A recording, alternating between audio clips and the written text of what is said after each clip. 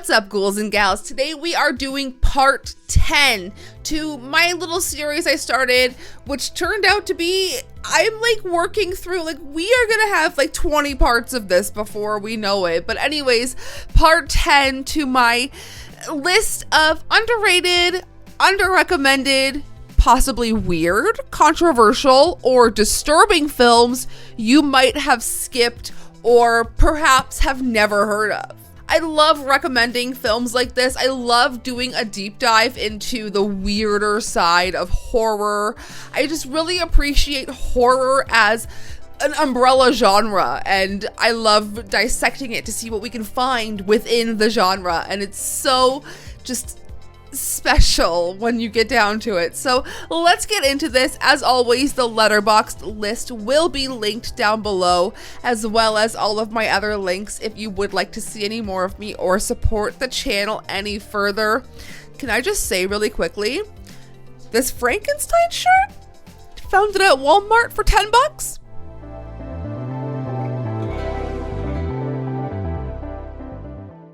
All right, starting off all the way at the back at number 10 with The Curse from 1987. A man's farm life changes when an ice blue meteor plunges to Earth, and only he and the local doctor believe that its strange root-like tendons are poisoning the farm's water supply and everyone in the surrounding area. And I feel like there could be a pun in here, but I love a grounded horror film. At number 9, we have The Cottage from 2008. In a remote part of the countryside, a bungled kidnapping turns into a living nightmare for 4 people when they cross paths with a psychopathic farmer, and all hell breaks loose. If I can rope you into this movie in any way, I would just like to say it does star Andy Serkis. Number 8, we have Body Melt from 1993. Residents of peaceful Pebbles Court, Holmesville, are unknowingly being used as test experiments for a new body drug that causes rapid decomposition and painful death. And this is one, if you guys are looking for a good body horror film, this is definitely one you should seek out. Moving on to number 7, and a film, this is one that you probably might or have heard of on this list, and that is Freeway from 1996. A twisted take on Little Red Riding Hood, with a teenage delinquent on the run from a social worker traveling to her grandmother's house while being hounded by a sadistic killer.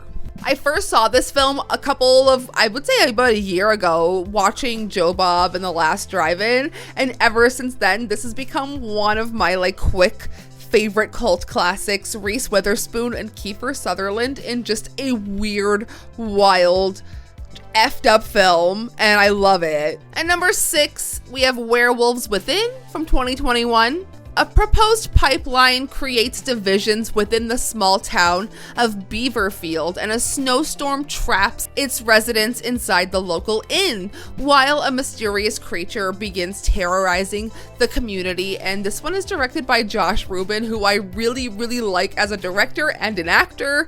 And this also is based on a video game, if you guys may be familiar with the video game. Moving on to number 5, and Habit from 1995.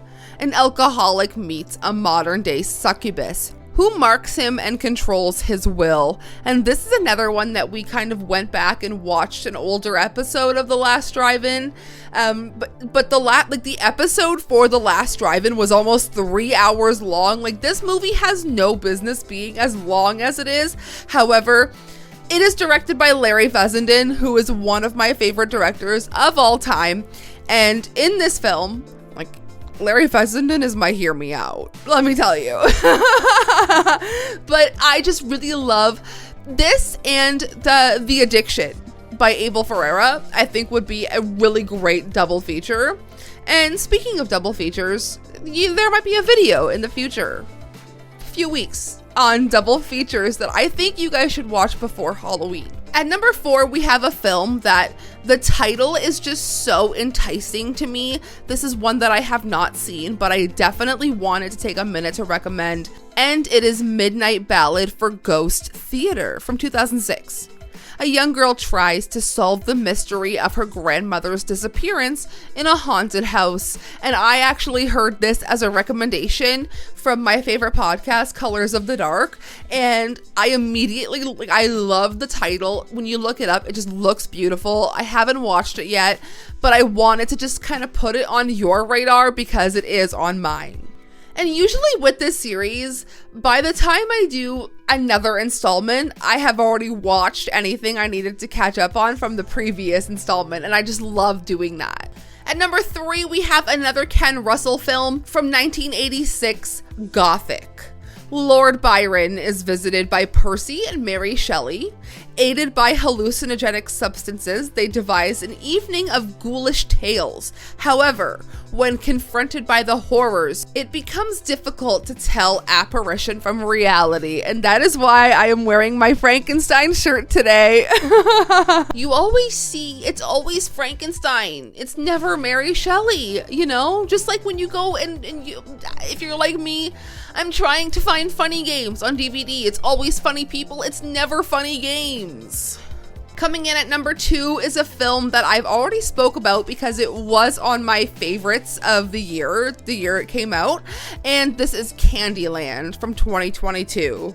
A seemingly naive and devout young woman navigates her way into the underground world of truck stop sex workers, aka lot lizards. And honestly, this movie is hot. This movie is like physically, you feel hot watching it because it just feels so sweaty and disgusting, but it's also kind of hot at the same time.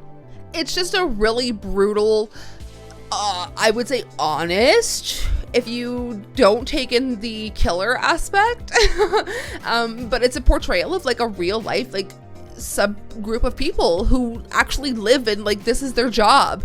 And like, what happens if a killer were to infiltrate? And I don't know, it's so scary because it does feel, speaking of like a grounded horror movie, this one it feels real. However, I do like it because I honestly would almost equate this to being in vain the grindhouse genre. I don't know. I just really like this movie a lot, and I think you should check it out.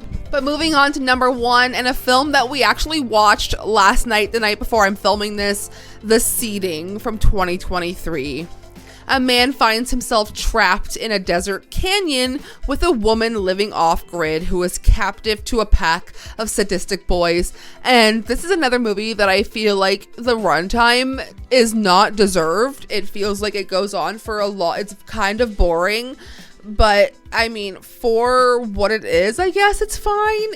People in reviews were saying it's Midsommar in the desert, and I don't agree, but if you like sort of a weird, isolated film where there is, I don't want to say like almost Lord of the Flies because of the like boys being in a little community situation, but it feels like the horror is different.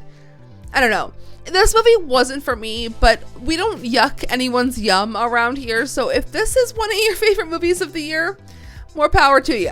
Anyways, that is all for 10 more films that perhaps you maybe haven't heard of, that are weird, unusual, strange, different, under-recommended, underrated, disturbing, just lumping them all into one series here. I just want to give you some solid recommendations that you maybe haven't heard of. So if you enjoy, please go ahead and give this video a thumbs up. Check out the Letterboxd list corresponding to this series, linked down below. I will see you guys very soon for everything we watched in September. Sayonara, Spooky fam.